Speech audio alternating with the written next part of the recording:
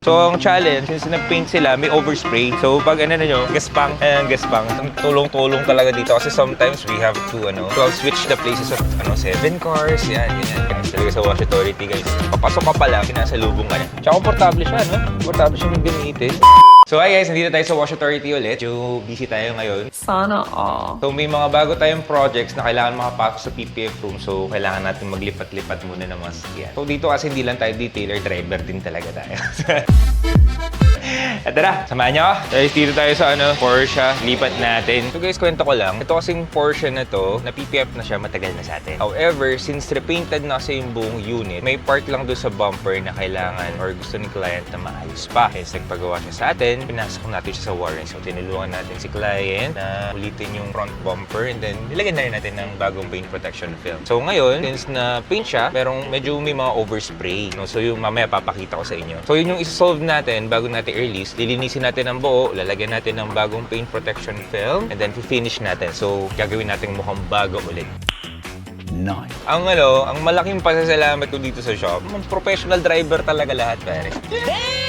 Talagang tulong-tulong talaga dito kasi sometimes we have to switch the places of 7 cars, yan, ganyan. Kasi kailangan talaga eh. Malay natin, someday, mabiyayaan tayo ng mas malaking pwesto. Itong GAC na to, nagawa din sa atin to. So right now, schedule siya for checking. So i-check natin yung pagka-install ng PPF since after the curing phase, may mga kung may konti man na naiwan na bubbles or may mga nag-lift ng konti, yan. Ayusin natin lahat yan para sa mga clients kasi kailangan talaga ng after sales eh. Kailangan talaga ma-check talaga. Isa yun sa mga, kumbaga, I think very important pagdating sa service na business. Ayos talaga sa Wash Authority, guys. Papasok ka pa lang, pinasalubong ka na. Really, nigga? So, ito yung Porsche na sinasabi ko, yung Porsche Macan. Ito kasi tinulungan namin yung client na ayusin yung front bumper niya kasi nga, nag-fill na yung paint. Since repainted siya ng buo. So, ang challenge, since nag-paint sila, may overspray. So, pag gaspang.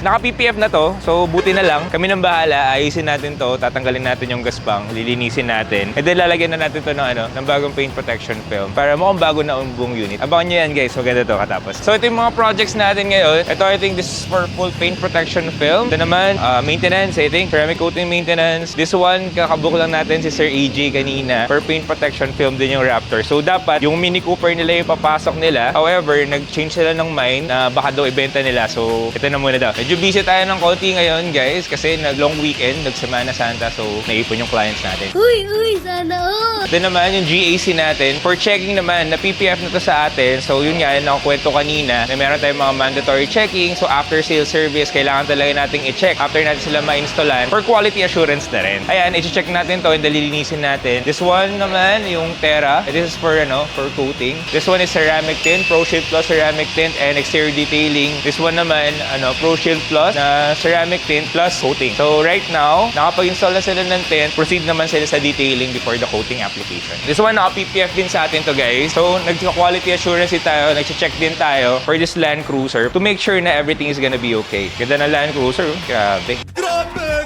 So guys, dito na tayo sa PPF room. This is where the magic happens. Wow. Wow, magic. Kung naalala nyo, meron tayong ginagawa na Type R. So ito, ongoing pa rin siya up until now. So halos mga 80% na to. Na-install na natin yung mga doors. So binabalik na natin yung mga sidings, mga handles. Dito kasi as much as possible, tinatanggal talaga natin lahat para mapasok natin, maging malinis yung installation. So very important kasi talaga yun. Lalo na for white cars. Lalo na dito sa Philippines, medyo yung water natin, medyo may mga contaminants. Over time, kapag hindi namin pinasok, sometimes yun yung nakita nyo na parang dumi-dumi. Kasi pressure wash yun, pag nagpa-car wash ka, may mga konting dumi. So, nasa-solve natin yun kapag pinapasok natin yung installation ng paint protection film. Ayun guys, this one naman yung next project natin, itong dalawa, both sa mga naka-line up natin. This one is start natin for PPF din. So, babaklasin din natin muna lahat, di-dismantle muna natin to lahat bago natin siya installan. And then we're gonna clean it pa, pero konting detailing pa para everything is prim and proper. Ang galing, ang galing. This one naman BYD Sea Lion. This one is for next project din natin to eh. Ito na-dismantle na natin, di-detail na lang to and then install na natin ng PPF. So yun guys, na-tour ko na kayo ulit. It's 10:30 in the morning kaya marami pa tayong magagawa today. Tara, kape muna tayo! Okay, let's go. So guys, dito sa Wash Authority, may free coffee tayo, brewed coffee dito. Kaya sarap kape na. Kaya kapag naghihintay ka, gusto mong makita yung mga project, no, makakapagkape ka dito, may free wifi din tayo, and then we have our TV, kaya okay din, hindi ka rin masyado may. Okay guys, so balikan natin yung GAC. So sine-check na nila, ginagalaw na nila, inaayos na nila yung mga edges, mga dulo. Ayan, so si Mike nililinis sa'yo, nakikita niya na pwede pang i-perfect pa para mas maayos yung pagkaka-install. Pwede nating ayusin yun guys, kaya importante talaga yung checking. Pwede na. Kumusta brother? Bali, okay naman yung unit natin. More on lang naman, check lang natin sa mga edges lang naman. Marami bang mga install? Mga konti lang naman. More on lang sa mga door edge lang naman. Right. Kasi nakapasobra naman tayo para at least kung may kailangan silang ayusin, nilalapat ulit natin. Okay. Okay, good. Pero naikutan mo na ang buo. Yes. So, na lang, paka-check na lang natin lahat Yes. para sulit yung biyahe. Para sure na rin. Ayun guys, usually kasi sa mga edges, mga pressure point kasi to eh. Usually pag pressure point talaga, upon installation, kalabas mo pa na-cure yung PPF, sometimes di mo may iwasan, may mga nagli-lift ng kaunti. Yun yung mga inaayos namin. For example, dito may mga konting late-late. Ayan. So, ayusin natin to lahat para ito-close na natin siya. Kumbaga, mas-seal na nun siya kasi nakapag-cure na yung pre-protection shelf. After nito, dilinisin na rin natin ang buong unit para kabalik niya, malinis siya. May isa kaming client, yung Toyota Hilux Conquest na iko-coating natin. So, tinamaan siya sa windshield, no? Yeah, natalsikan ng bato. Natalsikan ng bato? Oo. So, may nagkaroon ng crack. So, i-claim sa insurance ng client. So, pinapasuyo na rin sa amin. Of course, dito sa Wash Authority, we go the extra mile. Kaya, tara, hatid natin sa kasa. Tara, bro, tara. Dito yung crack niya, no? Basag eh. Ayan, So guys, tumama siya dito. So, una dito lang, gumapang siya hanggang dito. So ito rin yung purpose kasi ng mga windshield PPF, yan, sa mga ganitong cases, na pe-prevent natin to. So yung PPF lahat ng sumasalo dyan. Kaya kung gusto nyo magpa-Pro Shield Plus paint protection, windshield protection film. Yan, ito yung mga isang nagagawa or naiiwasan natin kapag windshield protection. So buti na lang, may insurance. So gusto ni client sa kasa mismo, kaya dadalhin natin sa kasa ngayon. Tara, brother. Tara. Let's go. Let's go. So guys, ito, drive na tayo. Sinusundan natin yung Toyota Hilux. Sa amin kasi, usually, hindi naiiwasan. Lalo na yung mga kliyente natin, mga busy tao. Yan, laging maraming lakad. So, naintindihan natin yun. We have to go the extra mile. Kaya kung may maitutulong tayo, even it's out of our service, tutulungan natin sila. Andito na rin eh. Kung kaya naman gawa ng paraan, gagawin natin ng paraan. So guys, dito tayo sa Toyota. Sapin lang natin yung service advisor para ma-process tong unit. Hey guys, so okay na tayo. Andito si Sir Emil. Pag may kailangan kayo sa Toyota, message nyo lang siya. Napakabait, napakabuting tao. Thank you. Okay, so okay na. Okay na. Babalikan na lang bukas. So babalikan na lang namin tomorrow. Hey guys, so nandito tayo ulit sa Wash Authority. So hapon na, mag-aalas 4, alas 3. Alright, so bigyan ko lang ng update sa mga projects natin ulit. So itong territory for maintenance siya. Ito kung naalala nyo yung terra na for coating natin. So right now, nagpe-prepare na sila for the coating process. Finish na nila. So kung naaalala nyo kanina, medyo dull yung color. Ngayon talagang magpo-pop up na siya. So naglalagay na tayo ng protection. So mas kikinang pa to after this coating process. Oh my God! Dito naman, ito yung project natin na na Montero Sport na coating tsaka tint. Ang pinilagay niya yung Pro Shield Plus na ceramic tint. So medium yung tatlo, sa harap. So windshield, sa driver and passenger, tapos dark sa likod. So usually sa amin, wala na extra charges yun. Libre pa yung removal. So good deal.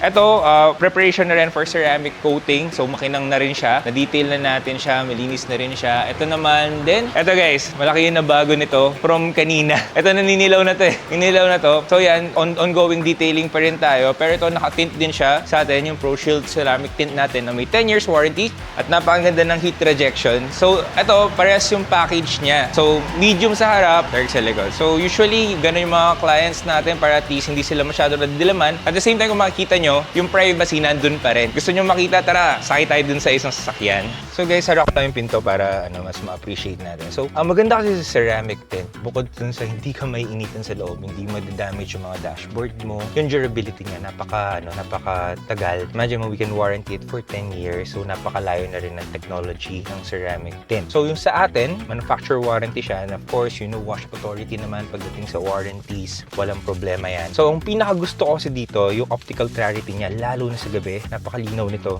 Napakalinaw, napakadaling gamitin ng sasakyan. At the same time, napakabilis lumamig ng aircon dahil nga sa ceramic technology. And of course, yung usual na problem natin, walang signal interference. So kung makita nyo, nandito yung mga RFIDs. Nandito yung mga RFIDs. So wala kasing signal interference yung tint natin. So mga traditional tints, usually may mga metal sila. So yun yung doon tayo nagkaka-problem sa mga signal sa mga RFIDs. Tara, check naman natin iba. Balik tayo sa sa PPF room natin. Kung naalala nyo kanina, ito yung Hilux na PPF project din natin sa ProShield Plus Paint Protection Film. So ngayon, dinidismantle na natin siya. So tulad ng explanation ko sa mga dating vlogs natin, binabakas natin as much as we can para mapasok natin properly yung paint protection film para mas malinis, mas seamless yung installation. And of course, right now, dismantling and of course, detailing. Kaya dinidetail muna nila before the PPF application. Ito rin naman yung isang project natin, yung BYD Sea Lion. Kaya ongoing PPF installation na siya. So yun guys, yung mga emblems din, of course,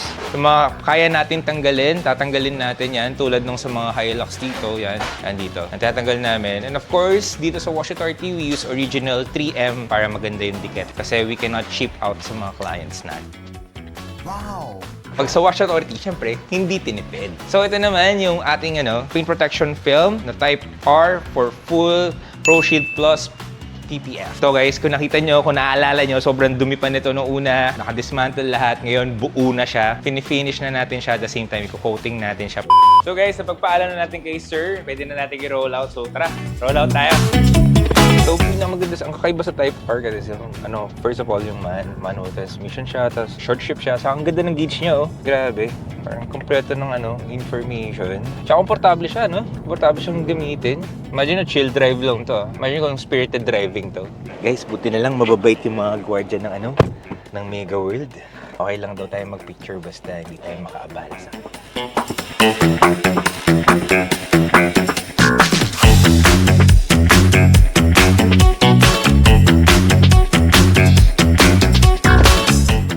na-rolling na natin itong Type R. Napakagandang sasakyan. At the same time, iba talaga yung linis at kinang kapag naka-ProShield Plus Paint Protection Film. Abangan nyo yung ating montage ha. Napakaganda ng mga video natin. So, ma-highlight natin itong Type R na to. So, if you want more videos like this, you want more contents like this, please like, share, subscribe sa ating page dito sa Wash Authority at sa akin, kay Boss G. So, see you guys. Stay tuned para sa ating mas maraming projects.